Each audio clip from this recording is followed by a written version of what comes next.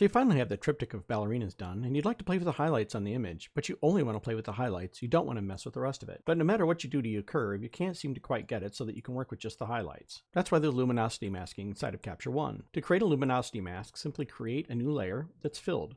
Click and hold on the plus sign, New Filled Layer, and choose Luma Range. From here, you can create a new luminosity mask, for example. To see the mask, simply click Display Mask. By moving it around, you can see what areas of the image will be affected.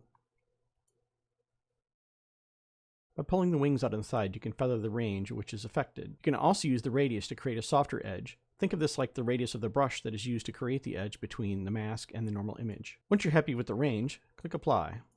You won't see anything happen because we're just creating a mask. If you hit M on your keyboard, you can toggle between the mask being visible and not visible.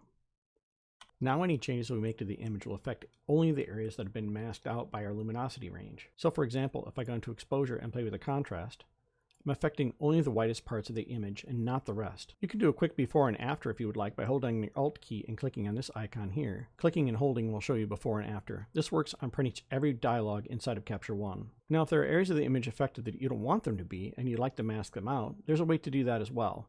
First of all, you have to rasterize this mask.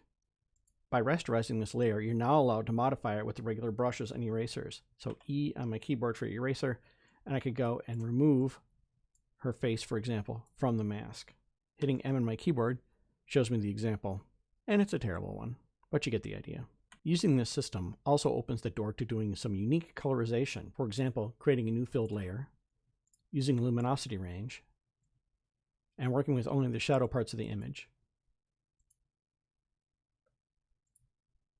You could then go and use curves to affect that area of the image. Not only the darkest parts of the image have a blue color cast to them. Not the best example in the world, but I think you get the idea. Once you've created these luminosity masks, you can use any controls inside of Capture One to alter just those areas that have been masked out by how bright or how dark the area is. So that's it for this 2-minute Capture One video. If you're liking this little series, please give it a thumbs up and let me know in the comments if you'd like to see any other subjects, and I'll be happy to make some videos about them. Everybody take care and stay safe.